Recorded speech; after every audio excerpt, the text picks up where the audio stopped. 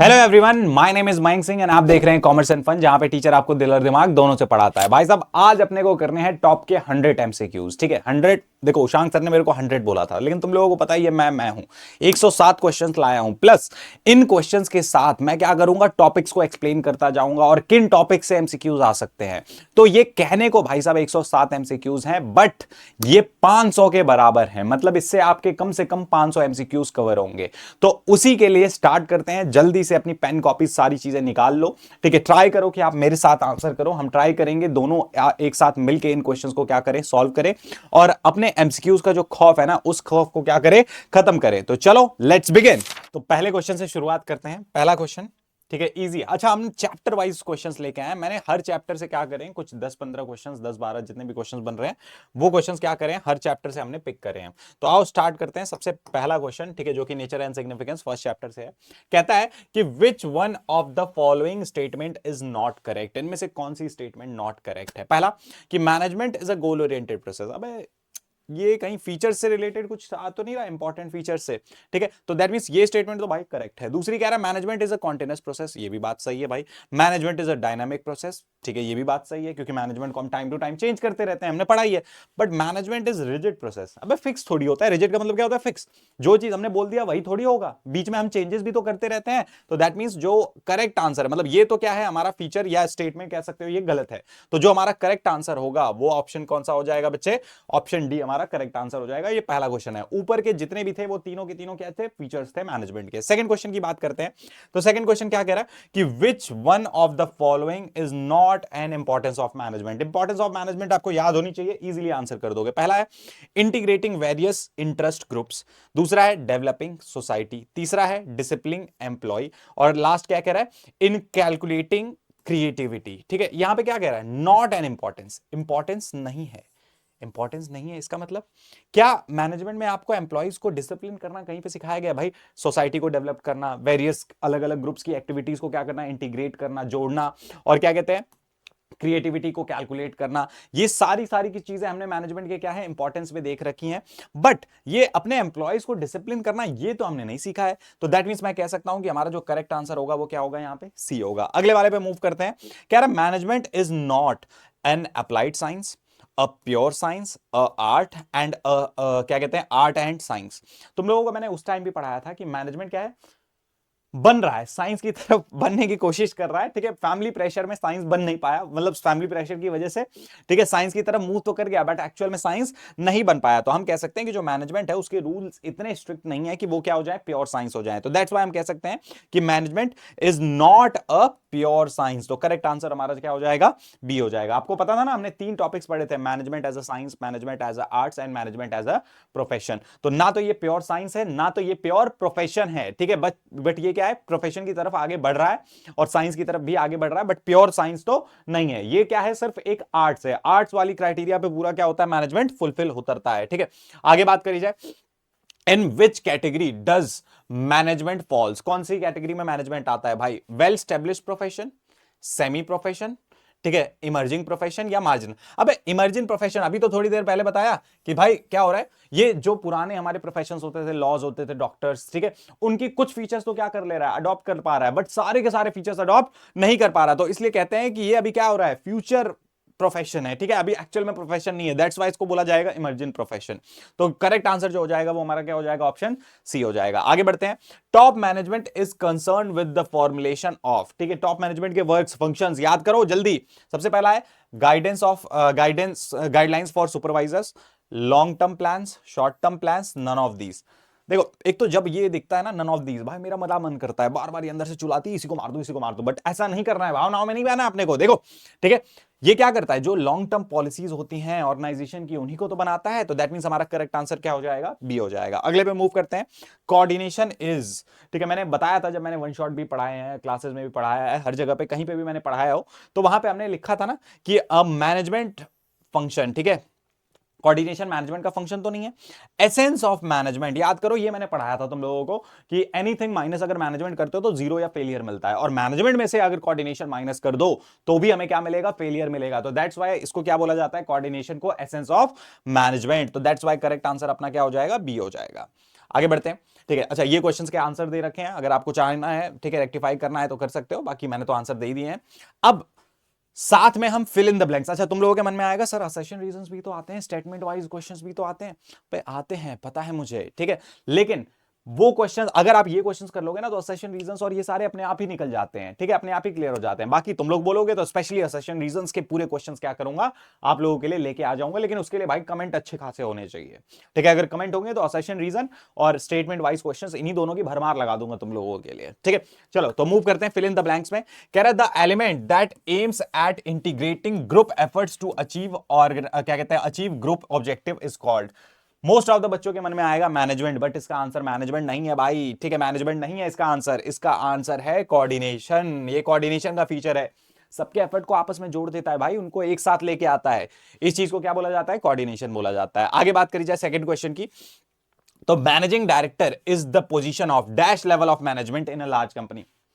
छूटते ही आंसर भाई, टॉप लेवल। टॉप लेवल में देखो सीईओ, सीएफओ, सीएमओ, ठीक है, ये सारे managing director, board of directors, ये सारे के सारे किस में आते हैं, टॉप लेवल मैनेजमेंट में। तो करेक्ट आंसर क्या हो जाएगा, टॉप लेवल। मिडिल लेवल में क्या आते हैं, डिपार्टमेंटल मैनेजर्स आते हैं, और लोअर लेवल में क्या आते हैं, जो भी सुपरवाइजर्स और फोरमैन्स होते हैं वो आते हैं। चलो आगे बढ़ते हैं। Management is multi dimensional because it has dash dimension. कितनी डायमेंशन होती हैं, अभी पढ़ाया था तुम लोगों को ना, 3 लेवल की होती हैं, ठीक है, management of work, management of people और मैनेजमेंट ऑफ ऑपरेशंस। तो दैट मींस हम कह सकते हैं कि मैनेजमेंट मल्टी डायमेंशनल है। करेक्ट आंसर क्या हो जाएगा, सी हो जाएगा। आगे बढ़ते हैं, ठीक है, ये इनके आंसर्स हैं। आई थिंक फर्स्ट चैप्टर के सारे एमसीक्यूज लगभग क्लियर हो गए होंगे, ठीक है, और हमने ट्राई करा है कि उससे आगे की भी चीजें क्या करी जाए, थोड़ी सी डिस्कस करी जाए। आ जाओ सेकंड चैप्टर पे आते हैं। पर्सनली मेरा बड़ा फेवरेट चैप्टर है, ठीक है, मुझे बड़ा पसंद है इस चैप्टर, ठीक है, प्रिंसिपल ऑफ मैनेजमेंट। तो देखो ध्यान से, principle of management are not behaviourally, absolute, universal, flexible. क्या है ये, प्रिंसिपल ऑफ मैनेजमेंट भाई कभी भी एब्सोल्यूट तो नहीं है। एब्सोल्यूट का मतलब क्या है, फिक्स। ये फिक्स तो थोड़ी होते हैं, मैंने तो हम लोगों को बताया था ना कि ये ह्यूमन बिहेवियर पे बेस्ड होते हैं, ठीक है। ये यूनिवर्सल एप्लीकेबल होते हैं, यहां जहां पे भी आप इनको अप्लाई करोगे आपको बेटर रिजल्ट मिलेगा। प्लस ये फ्लेक्सिबल होते हैं, आप अपने अकॉर्डिंग इन्हें क्या कर सकते हो, तोड़ मरोड़ सकते हो। तो ऑब्वियसली इसका करेक्ट आंसर क्या होगा, एब्सोल्यूट। एब्सोल्यूट का मतलब क्या है, फिक्स है, जो लिखा है वही अप्लाई करना है, ऐसा थोड़ी होता है, ठीक है। हम अपने अकॉर्डिंग इसको क्या कर सकते हैं, मोल्ड कर सकते हैं। तो दैट्स वाई एब्सोल्यूट इसका आंसर यहां पे बनेगा। अगला कह रहा है प्रिंसिपल ऑफ मैनेजमेंट प्रोवाइड्स, क्या प्रोवाइड करता है, readymade solution to the problem. ना ये तो नहीं, जनरल गाइडलाइंस। मतलब पहले ऑप्शन पढ़ लेते हैं फिर इस पे आते हैं, वैसे तो मन अपना बैठ गया है यहां पे। चलो अब तुम लोगों ने बोल दिया तो चलो कर ही लेते हैं। देन उसके बाद मेथड एंड प्रोसीजर, ना ना ये चीज तो नहीं होती, रूल्स एंड रेगुलेशंस ना। तो करेक्ट आंसर अपना क्या हो गया, जनरल गाइडलाइंस। आगे बढ़ते हैं। Management principles differ from pure science principles because management principles are, क्या है, वैग्यू है, ठीक है, सिचुएशन बेस्ड या situation bounded, rigid, easy to learn, easy to learn, rigid, ये ना ना।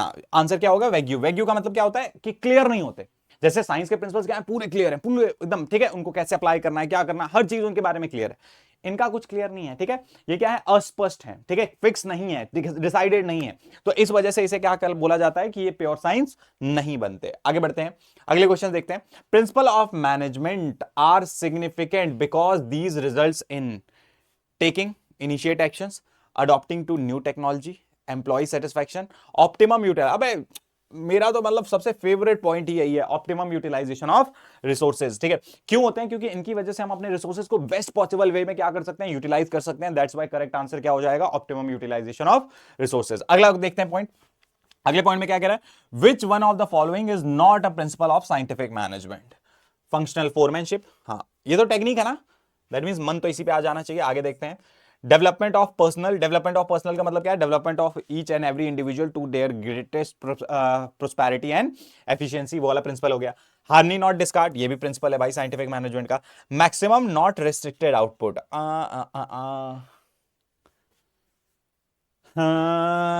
इस क्वेश्चन में कुछ मसला लग रहा है, क्योंकि ये चीज और ये चीज दोनों ही आ रही हैं। ये दोनों तो प्रिंसिपल्स हैं भाई, इसमें तो कुछ दो राय नहीं है। कोई नहीं, इसमें मुझे लग रहा है थोड़ा सा ऊपर नीचे हो गया है शायद एमसीक्यू उठाने में, बट कोई बात नहीं, ठीक है, इसको वो कर दो, ठीक है। ये थोड़ा सा गलत एमसीक्यू आ गया है क्योंकि दो ऑप्शंस ऐसे हो गए हैं हमारे सामने। बट अगर इसी की जगह कोई दूसरा प्रिंसिपल डाल देते, लाइक कॉपरेशन नॉट इंडिविजुअलिज्म डाल देते, तो करेक्ट आंसर अपना क्या होता, फंक्शनल फोरमैनशिप। क्यों, क्योंकि वो साइंटिफिक मैनेजमेंट की टेक्निक है। चलो आगे बढ़ते हैं। Management should find one best way to perform a task. Which technique of management, ठीक है। अबे याद ही होगा तुम लोगों को यार, कौन सी टेक्निक यहाँ पे यूज होती थी? Time study, method study, fatigue study या मोशन स्टडी? अबे टाइम स्टडी क्या होती थी कि किसी काम को करने के लिए कौन कितना टाइम लगेगा, स्टैंडर्ड टाइम क्या होगा और कितने लोगों की जरूरत होगी, ये टाइम स्टडी में करा जाता था। मेथड स्टडी में किसी काम को करने के अलग अलग मेथड्स हैं, जो बेस्ट मेथड हो उसी को चूज कर लो, ठीक है, और वही स्टैंडर्ड मेथड हो जाएगा, हर बारी उसी को यूज करना है।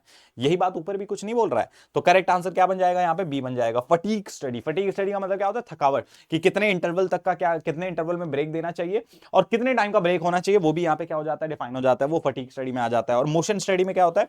अननेसेसरी मूवमेंट्स को क्या करना? हटाना। तो करेक्ट आंसर यहाँ पे भी क्या हो जाएगा बच्चे? बी हो जाएगा। आगे बढ़ते हैं। Unity of command is related to, किससे रिलेटेड है? यूनिटी ऑफ कमांड याद है ना? ये है मैनेजर M1, इसके अंडर कुछ सबऑर्डिनेट आ रहे हैं S1, S2 और S3। यही इनको ऑर्डर देगा और ये इन्हीं के प्रति क्या होंगे? अकाउंटेबल होंगे। कुछ यही प्रिंसिपल था क्या? तो देखो ध्यान से, सबसे पहला है सुपीरियर एंड सबऑर्डिनेट, कुछ बन सकता है लेकिन कुछ नहीं। अभी आगे बढ़ते हैं। मैनेजमेंट एंड वर्कर, ये तो नहीं है भाई। प्लान्ड एक्शन, ये भी नहीं है। कॉपरेशन अमंग एम्प्लॉइज, ना ना ना। तो करेक्ट आंसर क्या बनेगा बच्चे? ए इसका करेक्ट आंसर बनेगा। सुपीरियर एंड सबऑर्डिनेट रिलेशंस के लिए क्या बनाया गया है? यूनिटी ऑफ कमांड बनाया गया। आगे बढ़ते हैं। Gang plank is related to, किससे रिलेटेड है भाई? Communication, motivation, supervision of worker, incentives. भाई छूटते ही आंसर देना चाहिए, कम्युनिकेशन से रिलेटेड है तो करेक्ट आंसर क्या हो जाएगा? ये हो जाएगा। अब ये कुछ ऑप्शंस है, ठीक है, इनके आंसर्स दे रखे हैं। आगे बढ़ते हैं, फिल इन द ब्लैंक्स पे आगे मूव करते हैं। कह रहे हैं मैनेजमेंट प्रिंसिपल्स, ठीक है, management principles are flexible whereas dash principles are rigid. थोड़ी देर पहले बताया था भाई, किसके प्रिंसिपल? साइंस के प्रिंसिपल्स, ठीक है। प्योर साइंस के प्रिंसिपल्स क्या होते हैं? फिक्स्ड होते हैं, रिजिड होते हैं, जबकि मैनेजमेंट के प्रिंसिपल्स क्या होते हैं? फ्लेक्सिबल होते हैं। Dash denotes concentration of authority to top level. जब टॉप लेवल के पास सारी पावर होती है उसे क्या बोला जाता है भाई? सेंट्रलाइजेशन। और जब सारी पावर डिस्ट्रीब्यूट हो जाती है उसे क्या बोला जाता है? डिसेंट्रलाइजेशन। मैंने बताया भी था कि ना तो अपने को सेंट्रलाइजेशन फॉलो करना है, ना तो अपने को डिसेंट्रलाइजेशन, दोनों का बैलेंस बना के रखना है। जो नेसेसरी क्या कहते हैं पावर्स है वो टॉप मैनेजमेंट अपने पास रखे और जो नॉन नेसेसरी पावर्स हैं वो डिस्ट्रीब्यूट कर दे। अगला कह रहा है dash is the technique in which each worker is supervised by 8 superiors, ठीक है। 8 सुपरवाइजर्स। फंक्शनल फोरमैनशिप नहीं है भाई, दो, एक तो प्लानिंग इंचार्ज हो जाता है, प्रोडक्शन इंचार्ज, देन उसके अंदर 4-4 लोग आते हैं। तो ये कुछ कहानी है। आगे मूव करते हैं, ठीक है। यहां तक की कहानी हमने क्या कर लिया है? यहाँ पे डिस्कस कर लिए, ये इसके आंसर्स हैं। आगे चलते हैं, तीसरा बिजनेस एनवायरनमेंट की कहानी देखते हैं। बिजनेस एनवायरनमेंट में क्या क्या है? मजा आ रहा है क्वेश्चंस पे? ठीक है, अगर मजा आ रहा है तो लिखो भाई एकदम, ठीक है, करके दिखाएंगे, ठीक है। 80 आउट ऑफ 80 का टारगेट होना चाहिए, ठीक है। एक भी एमसीक्यू, कुछ भी क्वेश्चन मिस नहीं होना चाहिए। हम ट्राई करेंगे कि सारे क्वेश्चन, सारी चीजें हम यहीं पे कवर कर लें। आ जाओ। कह रहा है which one of the following is not a feature of business environment. इनमें से कौन सा बिजनेस एनवायरनमेंट का फीचर नहीं है? पहला, अनसर्टेनिटी, डिपेंडेंटनेस, ठीक है, कॉम्प्लेक्सिटी और स्टेबिलिटी। अबे ये स्टेबिलिटी नहीं है। बिजनेस एनवायरनमेंट कब से स्टेबल होने लग गया भाई? ये तो डायनामिक होते हैं। तो करेक्ट आंसर क्या होगा? ठीक है, स्टेबिलिटी। आगे बढ़ा जाए। विच one of the following is a part of economic environment. Economic environment मैंने बोला था ना, इकोनॉमिक से रिलेटेड टर्म कोई भी, इंटरेस्ट, इन्फ्लेशन, डेब्ट, ठीक है, ये सब कोई भी टर्म आ जाएगी तो वहां पे क्या हो जाएगा? इकोनॉमिक एनवायरनमेंट हो जाएगा। तो यहाँ पे अबे हाँ, क्या करें, पहला ही पॉइंट उठ के आ गया क्या? पब्लिक डेब्ट, ठीक है। अच्छा, लाइफस्टाइल ऑफ पीपल, ये तो सोशल का पार्ट होगा ना। सोशल में सोसाइटी वर्टाइस रिलेटेड आता था। टेक्निकल चेंजेस, ये तो टेक्नोलॉजी से है, टेक्निकल एनवायरमेंट से। लेवल ऑफ एजुकेशन, ये भी तो सोशल का पार्ट है। तो करेक्ट आंसर हमारा क्या हो जाएगा? पब्लिक डेब्ट। इजी है। अच्छा, एक मैं पर्सनली टेक्निक फॉलो करता हूं। कई बार क्या होता है, आंसर अपने को नहीं पता है लेकिन मैं वहां पे एलिमिनेशन का मेथड यूज करने लग जाता हूं। जैसे यहां पे मैंने क्या करा? एलिमिनेशन का मेथड यूज करा। पहला, लाइफस्टाइल सोशल का पार्ट हो जाएगा, टेक्निकल चेंजेस टेक्निकल एनवायरनमेंट का पार्ट हो जाएगा, लेवल ऑफ एजुकेशन सोशल का पार्ट बन जाएगा। तो बचा क्या? ऑप्शन पब्लिक डेब्ट, ठीक है। तो ये भी एक टेक्निक बड़ी अच्छी होती है, ठीक है। अगर आप फॉलो करोगे बहुत ज्यादा आपको हेल्प मिलेगी। तो मेरा ये भी सजेशन होगा, इसके साथ भी थोड़ा चले जाओ। कह रहा है proper understanding of business environment is not prerequisite for, ठीक है, किसका प्रीक्विजिट नहीं है भाई? Tapping of useful resources, identification of opportunities and threats, formulation of strategies और बेटर कोऑर्डिनेशन ऑफ एम्प्लॉइज। पहले क्वेश्चन पढ़ो, क्या कह रहा है? Proper understanding of business environment is not a prerequisite of, ठीक है, किसकी प्रीक्विजिट नहीं है भाई? Obviously formulating strategies. स्ट्रैटेजी बनाने के लिए मुझे प्रॉपर अंडरस्टैंडिंग चाहिए भाई, ठीक है। तो वो चीज यहां पे आ जाती है। आगे बढ़ते हैं, अगला क्वेश्चन देखते हैं। ग्लोबलाइजेशन मींस, ग्लोबलाइजेशन किससे रिलेट करता है भाई? Reducing role of public sector, ना ना ना। In integration of economies, world की जितनी भी इकोनॉमीज हैं सबको आपस में जोड़ना, यही तो होता है integrating domestic economy with the world economy. तो करेक्ट आंसर तो यही बन जाएगा, बट फिर भी देख लेते हैं। लोअरिंग इंटरेस्ट रेट, ये तो इकोनॉमिकल का पार्ट हो गया। कंट्रोल ऑफ इन्फ्लेशन, ये भी इकोनॉमिक का, तो दैट मींस करेक्ट आंसर क्या बन जाएगा बच्चे, बी बन जाएगा। आगे बढ़ते हैं, लास्ट एमसीक्यू देखते हैं। ठीक है, लास्ट एमसीक्यू क्या है भाई, ठीक है, कह रहा है which one of the following is the impact of government policy changes on business and industries. क्या कह रहा है, which one of the following is the impact of government policy changes. ठीक है, ध्यान से देखना, कह रहा है इंक्रीज इन एग्रीकल्चर प्रोडक्टिविटी, ये तो एग्रीकल्चर प्रोडक्टिविटी से रिलेटेड है ना। इंक्रीज इन प्रोडक्ट प्राइस, ये तो मैन्युफैक्चर खुद डिसाइड करता है। इंक्रीज इन कंपटीशन, ये तो गवर्नमेंट पॉलिसी की वजह से हो सकता है ना, मैं नए प्लेयर्स को अंदर लेके आऊं, ठीक है, मैं ट्राई करूं कि ज्यादा लोग आए। तो दैट मींस करेक्ट आंसर हमारा जो बनना चाहिए वो तो ये बनना चाहिए, लेकिन मेरी लास्ट वाला भी देख लेते हैं, इंक्रीज इन अर्बनाइजेशन, ये भी तो गवर्नमेंट की पॉलिसी नहीं है ना, लोग गांवों से शहर की तरफ भाग रहे हैं। तो दैट मींस हमारा करेक्ट आंसर क्या हो जाएगा बच्चे, सी हो जाएगा। आगे बढ़ते हैं, ठीक है, ये कुछ आंसर्स हैं। ठीक है, आगे बढ़ते हैं, fill in the blanks. Dash nature of business environment suggest that environments keep on changing. अबे छोड़ने सोचना ही नहीं भाई, डायनामिक। ठीक है, परवेसिव का मतलब क्या होता है, हर जगह अप्लाई होना। ठीक है, कॉन्टिन्यूस का मतलब लगातार इसको स्टडी करना चाहिए। मल्टी डायमेंशनल का मतलब क्या होता है, अलग अलग लेवल पे, 3 लेवल पे करा जाता है ना। ठीक, बट चेंजेस को क्या बोला जाता है, ऑलवेज डायनामिक बोला जाता है। आगे बढ़ते हैं, डैश इज द, क्या कह रहा है, dash is the integration of world economy into a single market through, अब अभी थोड़ी देर पहले पढ़ के आए हैं। ठीक है, इसे क्या बोला जाता है, ग्लोबलाइजेशन।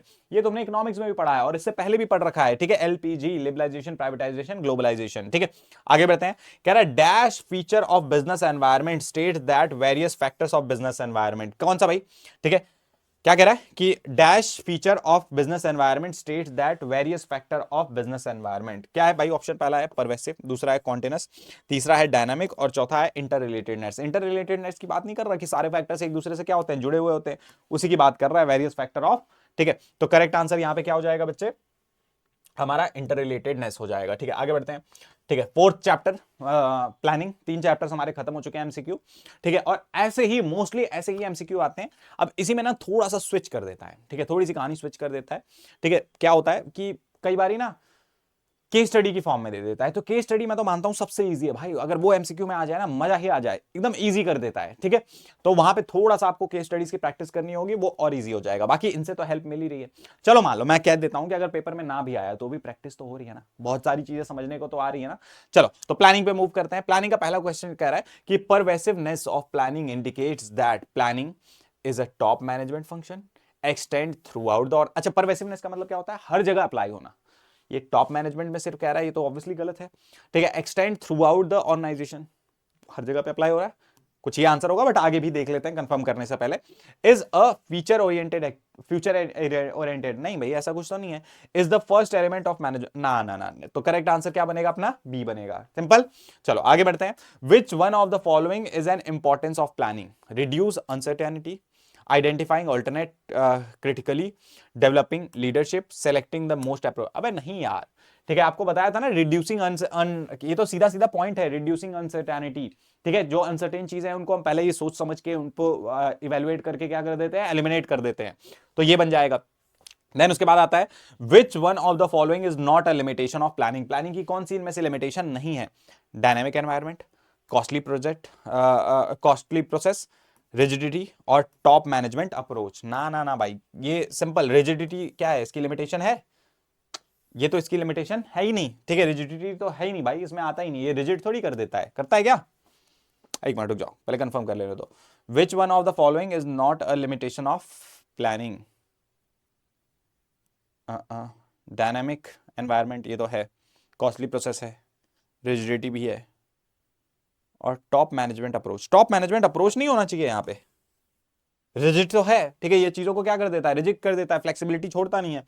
तो करेक्ट आंसर तो जो होना चाहिए, लिमिटेशन नहीं है तो टॉप मैनेजमेंट अप्रोच होना चाहिए मेरे हिसाब से। आओ चेक कर लेते हैं एक बारी। ठीक है, इतना क्या लोड लेना भाई जीवन में, कौन सा क्वेश्चन था ये, डी था ना, ये रुक जाओ। ठीक है, ये जो 3rd क्वेश्चन है इसको अभी रखते हैं। ठीक है, एक साथ क्या कर लेंगे, चेक कर लेंगे, अगर कुछ कंफर्मेशन होगी तो वो हम देख लेंगे, बाकी आगे मूव करते हैं। मेरे हिसाब से लास्ट ऑप्शन ही होना चाहिए। कह रहा है which one of the following is a step of planning, planning का कौन सा स्टेप है, अब तुम्हारे दिमाग में तुरंत आएगा प्रोसेस, ना ना ना, ध्यान से देखो। सबसे पहला कह रहा है एनालिसिस ऑफ ऑर्गेनाइजेशनल स्ट्रक्चर, अब स्ट्रक्चर के बारे में थोड़ी जानना है अपने को, analysis of environment, analysis of employees behaviour और एनालिसिस ऑफ एम्प्लॉइज मोरल। यहां हाँ, ये थोड़ा सा डिफरेंट क्वेश्चन है, आओ देखते हैं। आई थिंक मुझे भी लग रहा है मैंने फर्स्ट टाइम ये क्वेश्चन देखा है, बट आ जाओ देखते हैं। पहला स्टेप जो है, ठीक है, one of the step is planning.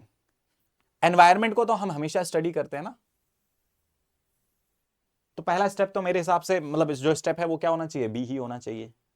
अच्छा पता है तुम लोगों को, ये सारे के सारे क्वेश्चंस ऐसे क्वेश्चंस नहीं है कि सब देख के आया हूं मैं, ठीक है, तो मैं भी तुम लोगों के साथ ही सॉल्व कर रहा हूं। अगर किसी में कोई भी डाउट आता है वो हम देख लेंगे, कवर कर लेंगे, ठीक है। बट मेरे हिसाब से देखो एम्प्लॉयज के मोराल पे तो हमारा फोकस रहता नहीं है, एनालिसिस ऑफ एम्प्लॉयज बिहेवियर भी हम नहीं देखते हैं, और स्ट्रक्चर भी नहीं देखते हैं, तो मेरे हिसाब से बी ऑप्शन होना चाहिए। तीसरा और चौथा दोनों हम एक बार क्या कर लेंगे, वेरीफाई कर लेंगे, आंसर्स लेके आया हूं मैं इसीलिए। आगे कह रहा है the basic role of strategy is to provide, ठीक है, स्ट्रेटेजी का बेसिक रोल क्या है भाई, setting procedure, direction of action, ठीक है, डायरेक्शन ऑफ एक्शन ये तो प्रोसीजर का नहीं है कुछ, डायरेक्शन फॉर मोटिवेशन ये तो नहीं है, और डायरेक्शन ऑफ कंट्रोल, तो ऑब्वियसली क्या आंसर आएगा, सेटिंग प्रोसीजर, ठीक है। करेक्ट आंसर क्या होना चाहिए, सेटिंग प्रोसीजर होना चाहिए। आगे बढ़ते हैं, which one of the following plan prescribe chronological step, अबे chronological step, sequence of steps याद ही है तुम लोगों को, प्रोसीजर होगा इसका आंसर, सिंपल कराया हुआ है। कह रहा which one of the following is a single use plan, भाई स्ट्रेटेजी, रूल, रूल तो हमेशा चलता रहता है, बजट, करेक्ट आंसर जो है वो क्या है, बजट है। अब एक बारी मेरे मन में भी थोड़ा डाउट है, तो एक बारी हम थर्ड और फोर्थ का एक बारी चेक कर लेते हैं, भाई आंसर क्या है।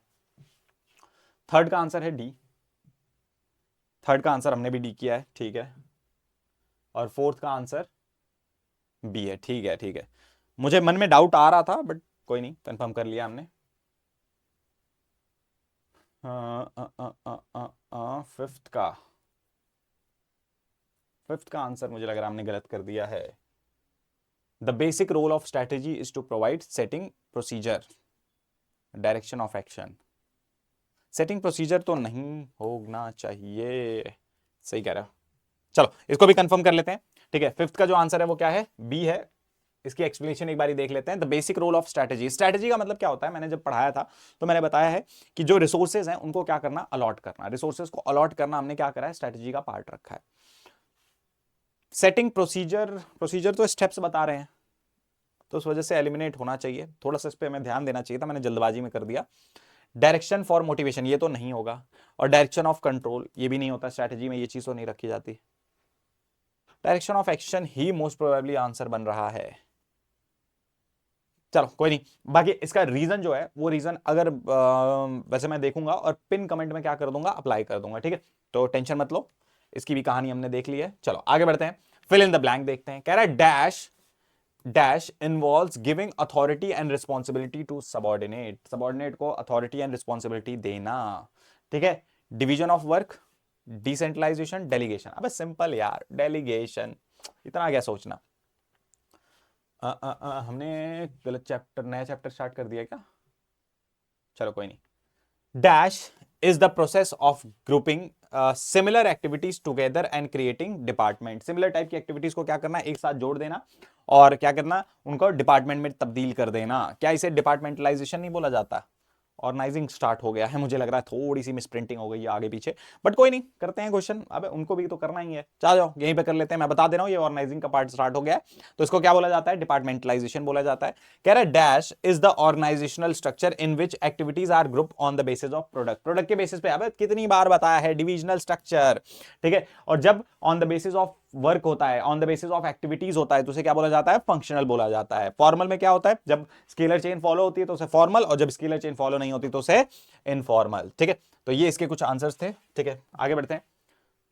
अच्छा फिल इन द ब्लैंक्स पहले आ गए हैं, एमसीक्यूज बाद में आए हैं, कोई दिक्कत नहीं है। चलो कह रहा है organising process is include one of the following, क्या इंक्लूड करता है भाई, one of the following, grouping of activities, prescribing disciplinary actions, determining objective, prescribing work schedule, ना ना ना, ग्रुपिंग ऑफ एक्टिविटी, एक्टिविटीज को आपस में क्या करना, ग्रुपबाजी उनको करना, ठीक है। One of the following is not an importance of organisation, कौन सा है भाई, रोल क्लियरिटी, ये तो देता है। परफॉर्मेंस अप्रेजल, परफॉर्मेंस अप्रेजल तो यहां पे नहीं देखा जाता ना, वो तो पीछे देखा जाता है, ठीक है। अडॉप्शन ऑफ चेंजेस ये भी होता है, ग्रोथ एंड एक्सपेंशन, तो करेक्ट आंसर क्या होगा, बी होगा। कह रहा है organising structure establish relation between, किसके बीच में रिलेशन, किसके किसके, organisation and environment, people work and resources, organisation and society, supplier and customer, ना ना ना, ये पीपल वर्क एंड रिसोर्सेज के बारे में क्या करता है, रिलेशन स्टेब्लिश करता है, ऑर्गेनाइजेशनल स्ट्रक्चर। एक बार रुक जाते हैं, देख लेते हैं। ऑर्गेनाइजेशन एंड एनवायरनमेंट तो नहीं होगा। पीपल वर्क एंड रिसोर्सेज हो सकता है। ऑर्गेनाइजेशन एंड सोसाइटी ना। सप्लायर एंड कस्टमर नहीं। बी ऑप्शन अपना करेक्ट होना चाहिए। चेक कर लेंगे, ठीक है, मिला लेंगे, थोड़ा ऊपर नीचे हो जाता है, कोई दिक्कत नहीं है। आओ, कह रहा है one of the following is an advantage of functional structure. Functional structure की क्या एडवांटेज है भाई? पहला, responsibility for the end results. Flexibility, flexibility तो नहीं होती है फंक्शनल में, ठीक है। पर्सनलाइज अटेंशन और ईजियर एम्प्लॉय लर्निंग। हाँ, ये इसका क्या होगा, इंपॉर्टेंस होगा। बताया था ना कि एक ही एक्टिविटी पे अपने को फोकस करना होता है। जब हम डिविजनल में जाते हैं तो हमको मल्टीपल एक्टिविटीज पे क्या करना पड़ता है, फोकस करना पड़ता है। बट यहाँ पे एक ही एक्टिविटी पे फोकस करना है, तो दैट मींस ये क्या हो जाएगा, इसका एडवांटेज बन जाएगा। आगे बढ़ते हैं। Divisional structure leads to conflict in resource allocation, marketing management, motivation, planning. अब रिसर्च, अब मैंने बताया था ना कि अगर मान लो स्किन केयर, मैंने दो एग्जांपल्स लिए थे, एक डिपार्टमेंट था क्लोथिंग का और एक स्किन केयर का। अगर मैं स्किन केयर वालों को ज्यादा रिसोर्सेज दे दूं तो क्लोथिंग वाले चिढ़ नहीं जाएंगे। तो क्या कहते हैं, रिसोर्सेज एलोकेशन में क्या होती है, अपने को कॉन्फ्लिक्ट देखने को मिलता है। कह रहा है in which respect does formal organization differ from informal? Production process, structuring, financial procedure और परचेजिंग। ध्यान से सुनना, क्या कह रहा है, in which respect does formal organization differ from informal organization? Production process, structure के बेसिस पे ही तो भाई वहां पे स्ट्रक्चर डिफाइन होता है और यहां पे स्ट्रक्चर डिफाइन नहीं होता। तो करेक्ट आंसर क्या बनना चाहिए, स्ट्रक्चर बनना चाहिए, ठीक है। कह रहा है which one of the following does not follow scalar chain? कौन नहीं फॉलो करता है? इनफॉर्मल, बताया ही था तुमको, ठीक है। Degree of decentralisation indicates, degree of decentralisation का मतलब क्या है, कितनी ज्यादा पावर्स डिस्ट्रीब्यूट हो रही हैं।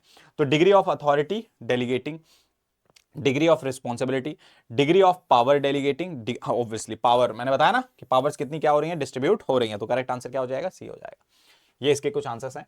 एक बारी जिसमें मुझे कंफ्यूजन था, किसमें कंफ्यूजन था मुझे, एक किसी क्वेश्चन में था ना कंफ्यूजन। हाँ, थर्ड क्वेश्चन में, एक बार थर्ड क्वेश्चन का आंसर चेक कर लेते हैं। थर्ड का बी है आंसर, हमने क्या दिया था, थर्ड का बी ही दिया था, करेक्ट, परफेक्ट। चलो आगे बढ़े। चलो जी, तो आप देखो यहां तक तो ऑर्गेनाइजिंग खत्म हो चुका है। अब यहां से कुछ स्टाफिंग के क्वेश्चंस हैं, आओ देखते हैं स्टाफिंग के क्वेश्चंस। पहला कह रहा है dash is a process of learning and growth. Learning and growth, देखो ट्रेनिंग में भी लर्न होता है, ठीक है, चीजें सीखी जाती है, बट वहां पे मेन अपना फोकस जो रहता है वो स्किल्स पे रहता है। जबकि डेवलपमेंट में क्या होता है, लर्न एंड ग्रोथ का कॉन्सेप्ट रहता है। तो करेक्ट आंसर मेरे हिसाब से क्या होना चाहिए, ये होना चाहिए, डेवलपमेंट होना चाहिए। रिक्रूटमेंट तो ऑब्वियसली पॉसिबल नहीं है और both A and C possible नहीं है। देन कह रहा है time prospective in training. Training तुम्हें पता है यार, शॉर्ट टर्म के लिए होती है, लॉन्ग टर्म के लिए, मीडियम टर्म के लिए थोड़ी होती है, शॉर्ट टर्म के लिए 1 साल से कम के ही पीरियड में, 1 हफ्ते 2 हफ्ते ऐसे ट्रेनिंग होती है। कह रहा है dash leads to optimum utilisation of resources. भाई स्टाफिंग की वजह से ऑप्टिमम यूटिलाइजेशन ऑफ रिसोर्सेज होता है, हम बेस्ट बंदे को चुन के लाते हैं ना। तो ये इसके आंसर्स हैं कुछ, ठीक है। आ जाओ आगे बढ़ते हैं, स्टाफिंग के एमसीक्यूज यहां से देखते हैं। In staffing function which one of the following group of manager is involve? तुम्हें पता ही है यार, टॉप लेवल मैनेजमेंट नहीं होता, ह्यूमन रिसोर्स नहीं होता, ठीक है। क्यों? क्योंकि देखो सिर्फ एचआर हायरिंग नहीं करता। जब हम हायरिंग कर रहे होते हैं, इंटरव्यू ले रहे होते हैं, तो उस पर्टिकुलर डिपार्टमेंट का जो चीफ होता है वो भी वहां पे बैठा होता है। तो दैट मींस करेक्ट आंसर जो होगा वो क्या होगा, मिडिल लेवल मैनेजर्स होगा। कह रहा है which one of the following is not an importance of staffing? आओ, ये इंपॉर्टेंट क्वेश्चन है।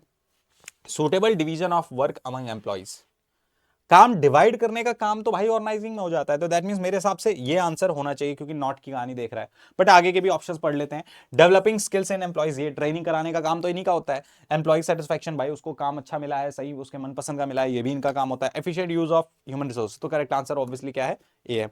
आगे बढ़ते हैं। In staffing function which combination of activities is in sequentially order is corrected?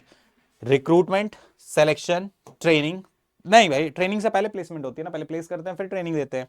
Selection, अबे नहीं, सबसे पहले तो रिक्रूटमेंट होती है फिर सिलेक्शन है।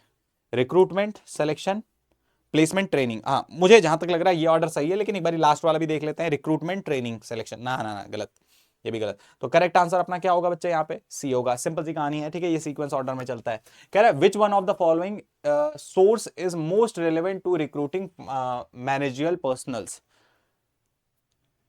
हाँ, मैनेजरियल पर्सनल्स, डायरेक्ट रिक्रूटमेंट तो फायदा नहीं होगा ना, वो हम अपने ऑफिस के बाहर वो कर देंगे। अब कोई अच्छा मैनेजरियल, ठीक है, मैं लेवल का इंसान, उसको पढ़े ना पढ़े वो कहानी आ जाती है, तो ये तो नहीं होना चाहिए। एम्प्लॉयमेंट एक्सचेंज में हम क्या करते हैं, जनरली छोटे स्किल्स के लिए वर्कर्स को वो करते हैं। एडवर्टाइजिंग हो सकता है, एडवर्टाइजिंग हो सकता है, क्योंकि मैनेजरियल लेवल की चीजें यहाँ से मिल जाती है, लिंक्डइन विंक्डिन आजकल का जमाना चल रहा है, तो ये हो सकता है। इसमें थोड़ा सा कंफ्यूजन आ रहा है, कैजुअल कॉलर भी हो सकता है, बट कैजुअल कॉलर जनरली छोटी पोस्ट के लिए रखे जाते हैं। कोई नहीं, इसको हम एक बार कंफर्म कर लेंगे, ठीक है, आंसर चेक करके, बट मेरे हिसाब से एडवर्टाइजिंग ही होना चाहिए, बाकी देख लेंगे आगे चल के। चलो, कह रहा है which one of the following is an internal source of recruitment, इनमें से कौन सा इंटरनल सोर्स, अब छोड़ते ही आंसर ट्रांसफर, ठीक है।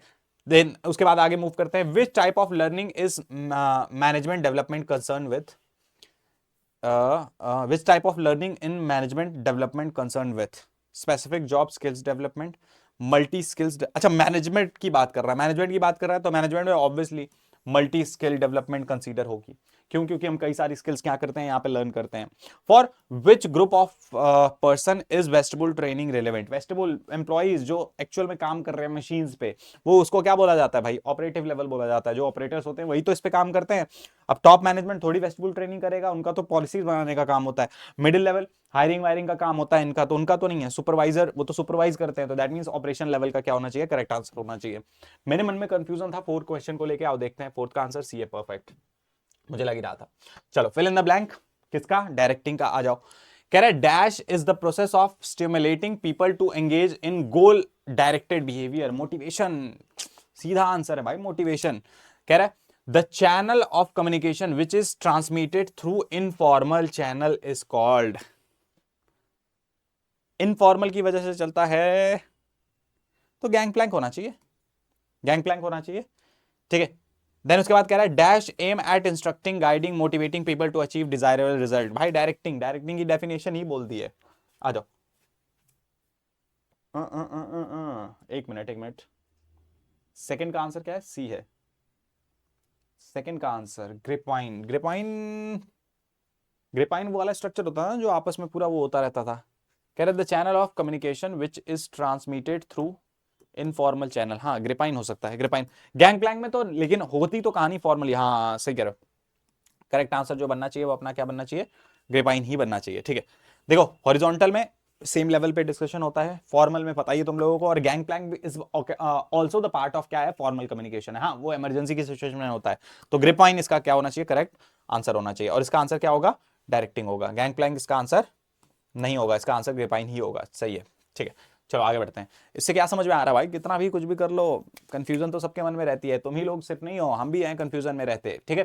कह रहा है which one of the following is an element of directing communication, चार ही एलिमेंट है, supervision, direction, supervision, motivation, leadership और कम्युनिकेशन, यही चार होते हैं, तो उनमें से कम्युनिकेशन दिख रहा है। कह रहा है motivation is not, motivation is not क्या नहीं है भाई, अ कॉम्प्लेक्स प्रोसेस है भाई, कॉम्प्लेक्स प्रोसेस है, मैंने लिखवाया था कि मोटिवेट करने के अलग अलग तरीके होते हैं, रिलेटेड टू सेटिस्फैक्शन है भाई, इजी है, इजी थोड़ी है भाई, तो यही क्या हो जाएगा, हमारा आंसर हो जाएगा, गोल डायरेक्टेड बिहेवियर है तो होता ही है ऑब्वियसली। कह रहा है need hierarchy theory of motivation has given, अब मैस्लो चाचा ने दी है, मैस्लो चाचा ने। कह रहा which of the following is not a financial incentive, इनमें से कौन सा फाइनेंशियल इंसेंटिव नहीं है, देखो बोनस है, प्रोविडेंट फंड है, को पार्टनरशिप है, फाइनेंशियल इंसेंटिव ना होना ऑब्वियसली चैलेंजिंग जॉब, क्योंकि पैसा थोड़ी मिल रहा है। कह रहा which of the following is a non financial incentive, non financial incentive कौन सा है इनमें से, ऑब्वियसली रिकॉग्नाइजेशन, पैसा, जान पहचान, पहचान मिल रही है मुझे। कह रहा है leadership is based on superiors authority, responsibility, accountability और परसेसिव कम्युनिकेशन, यही बेस पे तो लीडरशिप बनती है, ठीक है। तो ये क्या हो जाएगा, करेक्ट आंसर जो है वो डी आ जाएगा। कह रहा है इनकोडिंग रिलेटेड टू, इनकोडिंग का मतलब क्या होता है, मैसेज बनाना, तो कह रहा है कन्वर्टिंग मैसेज इनटू, हाँ सिंपल सी बात है, मैं कह रहा हूं ना ये, तो इसका मतलब मैसेज है कि ये चीज सही है, तो मैंने क्या करा, ये चीज इनकोड करी है, तो करेक्ट आंसर क्या हो जाएगा, ए हो जाएगा। देन उसके बाद 8 की बात करी जाए तो ग्रिपाइन इज अ फॉर्म ऑफ, अभी हमने ग्रिपाइन के बारे में पढ़ा था भाई, सीधा बोल दूंगा इनफॉर्मल कम्युनिकेशन, इनफॉर्मल कम्युनिकेशन ही होगा, अभी हमने वहां पे पढ़ा था ना कि इनफॉर्मल कम्युनिकेशन का एक चैनल है, तो ग्रिपाइन ही इसका क्या होगा, एग्जाम्पल होगा। कह रहा है which of the following is a semantic barrier, semantic barrier का मतलब क्या होता था, फॉर्म करने के टाइम पे जब प्रॉब्लम आती थी, तो कह रहा है ऑर्गेनाइजेशनल पॉलिसी ना, ठीक है, ये तो ऑर्गेनाइजेशनल उसके बैरियर का है, lack of attention, technical jargon, technical jargon is correct answer, status तो नहीं होगा, हाँ ठीक है। तो आ जाओ एक बार चेक कर लेते हैं, तो नाइन्थ का आंसर सी, ठीक है परफेक्ट। चलो आगे बढ़ते हैं, मतलब फर्स्ट बुक का जो लास्ट चैप्टर है वो देखते हैं, कंसीडर करते हैं इसको, कंट्रोलिंग को। Dash is the process of ensuring that actual results is according with the planned result, अब है सीधा कंट्रोलिंग आंसर, यही तो डेफिनेशन है इसकी। Dash is the focus point for manager while controlling as controlling at every step. मैंने तुमको बताया था, दो चीजें बताई थी भाई, एक तो पॉइंट ऑफ क्रिटिकल और एक मैनेजमेंट बाय एक्सेप्शन। तो यहां पे क्या होगा, पॉइंट ऑफ क्रिटिकल कंट्रोल इसका आंसर होना चाहिए। देन कह रहा है controlling is dash forward looking backward looking, दोनों चीजें देखता है। कॉन्टिन्यूस प्रोसेस वो भी है, और ऑल ऑफ दीज। तो करेक्ट आंसर क्या होना चाहिए, ऑल ऑफ दीज होना चाहिए। ठीक है, आगे बढ़ते हैं। चलो जी, तो इसका सेकंड क्वेश्चन देखते हैं। सेकंड क्वेश्चन क्या कह रहा है, विच वन, सॉरी क्या कह रहा है, which one of the following is not an importance of controlling. Controlling की कौन सी इंपॉर्टेंस नहीं है, बेटर कोऑर्डिनेशन है, कंट्रोलिंग में करा जाता है। बेटर यूजेस ऑफ रिसोर्सेज, ये भी है। बेटर प्लानिंग ट्राई करा जाता है, प्लानिंग एंड कंट्रोलिंग एक दूसरे से मिलते जुलते हैं, तो वो भी कह सकते हो। बेटर ग्रीवेंस हैंडलिंग, ग्रीवेंस मतलब लड़ाई झगड़ा आपस में, मतभेद, तो वो हैंडलिंग का तो इसका काम नहीं है। तो करेक्ट आंसर क्या बन जाएगा बच्चे, डी बन जाएगा। कह रहा है which one of the following is a step of controlling, इनमें से कौन सा, असाइनिंग पर्सनल रिक्वायरमेंट, नहीं ये तो स्टाफिंग का है। टेकिंग, हाँ taking corrective action correct answer है। ठीक है, असेसमेंट ऑफ एनवायरनमेंट, ये तो प्लानिंग का है। टेकिंग डिसिप्लिनरी एक्शन, ठीक है, ये भी इसका पार्ट नहीं है, वो तो डायरेक्टिंग का पार्ट है। चलो आगे बढ़ते हैं। ठीक है, एंड हाँ, इसी के साथ हमारी फर्स्ट बुक का पूरा कहानी खत्म हो चुकी है। अब सेकंड बुक में मूव करते हैं। पहले हम फाइनेंशियल मैनेजमेंट, फिर फाइनेंशियल मार्केट, फिर मार्केटिंग, और सबसे लास्ट में हमारा क्या आ जाएगा, हमारा कौन सा सबसे लास्ट चैप्टर था, कंज्यूमर प्रोटेक्शन। तो आ जाओ देखते हैं, स्टार्ट करते हैं। Dash is concern with the optimum procurement as well as uses of finance. Financial management chapter का नाम ही है, और उसी की बात यहां पे कर दी है, पैसे को कैसे मैनेज करना है, कहां से लाना है, ये काम फाइनेंशियल मैनेजमेंट का होता है। दूसरा, dash represent investment in current asset requirement for day to day operations, day to day के ऑपरेशंस के लिए वर्किंग कैपिटल, और फिक्स एसेट में जो पैसा डाला जाता है क्या कहते हैं, fix capital. Simple. Dash involve increasing the portion of डेप्ट and preference shares in total capital. जब हम क्या करते हैं, टोटल कैपिटल में डेप्ट का और प्रेफरेंस शेयर्स का, ठीक है, शेयर बढ़ाते हैं, तो उसे ट्रेडिंग ऑन इक्विटी नहीं बोला जाता, वेल्थ मैक्सिमाइजेशन। तो करेक्ट आंसर क्या होगा, ये होगा। अच्छा, ये इनके आंसर भी दे रखे हैं, मैच कर सकते हो आप। ठीक है, कह रहा है फिर Which one of the following is related to planning, organizing, directing and controlling of financial activities? छोड़ दो सीधा, वही फिल इन द ब्लैंक में जो क्वेश्चन था, यहीं पे सीधा उठ के आ गया, financial management. Wealth maximisation depend on, किस पे डिपेंड करती है, मैंने बताया ही था, जब शेयर्स की वैल्यू बढ़ती है बस उसी को क्या बोला जाता है, वेल्थ मैक्सिमाइजेशन। तो मार्केट प्राइस ऑफ शेयर पे डिपेंड करेगा, बाकी सारी चीजों पे डिपेंड नहीं करता। Investment decision involve, investment decision क्या इन्वॉल्व करता है भाई, investment decision, investment in fix asset नहीं, करंट का भी तो रहता है, इन्वेस्टमेंट इन करंट एसेट नहीं, दोनों को जब कंबाइन करा जाए तो करेक्ट आंसर क्या हो जाएगा, सी हो जाएगा। आगे बढ़ते हैं। कह रहा है if dividend portion of total earning is high, भाई ये हमारा प्रॉफिट आया है, इसमें डिविडेंड मैंने ज्यादा दे दिया, दो चीजें से मिलकर प्रॉफिट बनता है भाई, जो भी प्रॉफिट होता है दो जगहों पे डिस्ट्रीब्यूट होता है, एक तो रिटेन अर्निंग में और एक प्रॉफिट में या डिविडेंड में। तो डिविडेंड यहां पे क्या कर दिया, ज्यादा कर दिया, तो रिटेन अर्निंग क्या हो जाएगी, कम हो जाएगी। तो वही कह रहा है रिटेन अर्निंग क्या होगी भाई, लो हो जाएगी, सिंपल। कह रहा है financial procedure are determined by, ठीक है, किससे डिटरमाइन करी जाती है भाई, फाइनेंशियल प्लानिंग से। फाइनेंशियल प्लानिंग में ही तो पूरा प्रोसेस डिसाइड होता है। आगे बढ़ा जाए, कैपिटल स्ट्रक्चर शोज डेप्ट डेटर क्रेडिटर रेशियो ना, fix asset current asset ratio ना, डेप्ट इक्विटी रेशियो, यही तो शो करता है कैपिटल स्ट्रक्चर कि भाई कितना डेप्ट है और कितना इक्विटी है। कह रहा fix capital requirements are determined by nature of business, बिल्कुल बिजनेस नेचर कौन सा है बिजनेस का, मैन्युफैक्चरिंग है या सर्विस है, मैन्युफैक्चरिंग है तो उसमें कैपिटल ज्यादा लगती है, सर्विस है तो कैपिटल कम रखते हैं। तो करेक्ट आंसर क्या होना चाहिए, ए होना चाहिए, बाकी सारे ऑप्शंस चलो देख ही लेते हैं। नेचर ऑफ बिजनेस एनवायरनमेंट नहीं भाई, नेचर ऑफ गवर्नमेंट कंट्रोल नहीं, नेचर ऑफ मार्केटिंग एफर्ट नहीं। ठीक है, आगे बढ़ते हैं। Working capital requirement are low when an organisation has high technology, high debtors, high inventory, high creditor नहीं होना चाहिए इसका आंसर। भाई जितना ज्यादा मेरे पास उधार लेने की क्षमता रहेगी उतना मुझे पैसा कम लगाना पड़ेगा वर्किंग कैपिटल में, तो दैट मींस क्या हो जाएगा, हाई क्रेडिटर। एंड इसी के साथ आंसर खत्म हो जाते हैं। अब हम मूव करते हैं फाइनेंशियल मार्केट में। थोड़ी सी स्लाइड ना आगे पीछे हो गई बट कोई बात नहीं, चल जाएगा, मैं बता दूंगा कि कौन से चैप्टर की यहां से शुरुआत हो रही है। तो यहां से शुरुआत हो रही है हमारी फाइनेंशियल मार्केट की, ठीक है, फाइनेंशियल मार्केट की। तो कह रहा है dash is a short term unsecured promissory note issued by reputed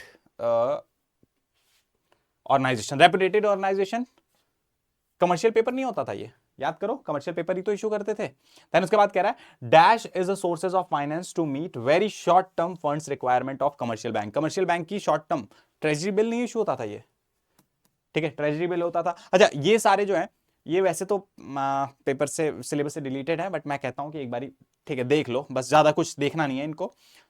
नहीं नहीं नहीं नहीं नहीं नहीं नहीं नहीं नहीं, इसका होना चाहिए एक बार देख ले तो dash is a source of financing to meet very short term, very short term, very short term मतलब जब चाहे तब पैसा मांग सकते हैं, तो कॉल मनी होना चाहिए। हाँ बिल्कुल कॉल मनी होगा। कह रहा है डैश इज द, ये छोड़ ही दो, इन दो क्वेश्चंस को ना हटा ही दो लिस्ट से, हटा दो इन दोनों को, इनकी जरूरत नहीं है, ठीक है, ये सिलेबस से रिलेटेड हो चुके हैं तो इनको मत रखो। कह रहा है dash is the market which helps existing investors to sell their security. अब पता ही है यार, सेकेंडरी मार्केट में, प्राइमरी मार्केट में हम नए इश्यूज करते हैं और सेकेंडरी मार्केट में उन इश्यूज को क्या करते हैं, बेचते हैं, ठीक है। चलो आगे बढ़ते हैं, फाइनेंशियल मार्केट के कुछ एमसीक्यूज हैं वो खत्म करते हैं। कह रहा है which one of the following is not a function of financial market. Financial market का कौन सा फंक्शन नहीं है, मोबिलाइजेशन ऑफ सेविंग है, ठीक है, प्राइस डिटर्मिनेशन ऑफ सिक्योरिटीज है, फ्लोटिंग ऑफ कंपनी, हाँ ये नहीं होगा, लोअर ट्रांजैक्शन कॉस्ट भी है, तो करेक्ट आंसर क्या होगा, सी होगा। कह रहा है which one of the following is a money market instrument. भाई unity of mutual fund, unit of mutual fund है, कैपिटल मार्केट का है, डिबेंचर्स है, बॉन्ड्स है, ट्रेजरी बिल नहीं है, ये मनी मार्केट का इंस्ट्रूमेंट है। कह रहा है primary and secondary market dependent simultaneously because they are developed simultaneously because they are complement to each other, compete with each, नहीं कॉम्पीट तो नहीं करते भाई। देखो फिर जो फ्रेश इश्यूज होते हैं वो क्या होते हैं, सेकेंड प्राइमरी मार्केट में होते हैं और उन्हीं को आगे जाके बेचा कहां जाता है, सेकेंडरी में, तो दोनों एक दूसरे से क्या होंगे, जुड़े हुए होंगे, तो करेक्ट आंसर क्या हो जाएगा, थर्ड हो जाएगा। कह रहा है secondary market is in the form of, stock exchange की फॉर्म में है भाई, बोलने की जरूरत नहीं। SEBI is a regulator of capital market, money market, commodity ना, कैपिटल मार्केट के लिए सेबी क्या करता है, ऑपरेट करता है। एंड इसी के साथ ये चैप्टर क्या हो जाता है हमारा, फिनिश हो जाता है। अब मूव करते हैं अगले चैप्टर पे। चलो जी लास्ट के दो चैप्टर बचे हैं हमारे, कौन कौन से, मार्केटिंग और कंज्यूमर प्रोटेक्शन, दोनों को खत्म करते हैं, लास्ट के हैं, ठीक है। सबसे पहला एमसीक्यू कह रहा है विथ, ठीक है, विथ, एक बार कलर देख लें कौन सा, perfect, with which element in exchange mechanism, ठीक है, exchange mechanism feature of marketing, तुमने पढ़ा था एक्सचेंज मैकेनिज्म होता था, ठीक है, वो किसमें आता था भाई, मार्केटिंग का ही तो पार्ट होता था, तो करेक्ट आंसर क्या हो जाएगा, मार्केटिंग हो जाएगा। अगला कह रहा है which one of the following is marketing management philosophy. अबे याद है तुम लोगों को, प्रोडक्ट सेल्स, ठीक है, और सोसाइटियल मार्केटिंग, मार्केटिंग करके अलग अलग कुछ फिलोसफीज हुआ करती थी, तो इनमें देखो बाकी सारे तो क्या है, अलग अलग नाम दे रखे हैं, channel of distribution, direct marketing concept, ठीक है, और डिस्ट्रीब्यूशन कॉन्सेप्ट। एक्चुअल जो है वो क्या है, सोसाइटियल मार्केटिंग कॉन्सेप्ट, ये क्या है हमारा, फिलोसफी है। बात करिए अगले क्वेश्चन की, तो कह रहा है which one of the following is not a marketing mix. भाई चार पीस आते थे, प्रोडक्ट, प्रमोशन, प्राइस और क्या कहते हैं, प्लेस, ये चार होते थे। अब ध्यान से देखो, प्रोडक्ट तो है, फिजिकल डिस्ट्रीब्यूशन, प्रोडक्ट प्राइसिंग और प्रोडक्शन, प्रोडक्शन प्रोसेस तो भाई कभी इसका पार्ट ही नहीं है, तो दैट मींस करेक्ट आंसर अपना क्या होगा, डी होगा। आगे बढ़ते हैं, कह रहा which one of the following factor is not relevant to price fixation. Price fixation किससे रिलेटेड नहीं है भाई, मार्केट लीडरशिप। भाई ऑब्जेक्टिव होता है कि अगर मुझे मार्केट कैप्चर करना है तो उस केस में इसकी क्या होती है, जरूरत पड़ती है, ठीक है। एज ऑफ ऑर्गेनाइजेशन से अपने को क्या लेना देना है भाई, ये प्राइस में थोड़ी हेल्प करता है, तो दैट मींस करेक्ट आंसर क्या हो जाएगा भाई, बी हो जाएगा। ये कह रहा है ना कि कौन सा फैक्टर इससे रेलेवेंट नहीं है। आगे कह रहा है for heavy equipment which of the following channel is more relevant. Heavy equipment है भाई, गिन चुन के कस्टमर्स होंगे अपने और उनको सीधा मुझे सामान पहुंचाना पड़ेगा, तो दैट मींस क्या होगा, जीरो लेवल जो होगा वो क्या होगा, बेस्ट होगा, डायरेक्ट चैनल ऑफ डिस्ट्रीब्यूशन। आगे क्या कह रहा है which one of the following promotion tool has mass reach. सबसे ज्यादा रीच किसकी है भाई, ऑब्वियसली यार एडवर्टाइजिंग की है, इन सब की रीच तो क्या है, कम है, ठीक है, ये इनके आंसर दे रखे हैं। आगे बढ़ते हैं, कह रहा है mail ordering, mail order selling is dash channel of distribution. अबे डायरेक्ट चैनल, सीधा मेल ऑर्डर, सीधा B2C आजकल चल रहा है ना, बिजनेस टू कस्टमर, B2C वाला हिसाब यहां पे चल रहा है। कह रहा है dash is the deliberate action of an organisation for promoting goodwill between itself and society. Society के सामने बढ़िया बनना, अपनी गुडविल को प्रमोट करना उनके सामने। अबे सबको पता है यार, PR, पब्लिक रिलेशन, ठीक है, बहुत सारे एग्जांपल हैं, मैं नहीं लूंगा, छोड़ो जाने दो, ठीक है, विवाद हो जाएगा अगर मैंने बोल दिया तो। Dash ensure that product reach the ultimate customer from manufacturer, manufacturer से जिसको उस प्रोडक्ट की जरूरत है वहां तक पहुंच जाए, उस कस्टमर तक पहुंच जाए। मार्केटिंग का ही तो कॉन्सेप्ट होता है, सेलिंग का तो मतलब बेचना होता है, लेकिन डिजायरेबल पर्सन तक पहुंचना चाहिए, वो क्या होता है, मार्केटिंग होता है। एंड ये इसके आंसर है।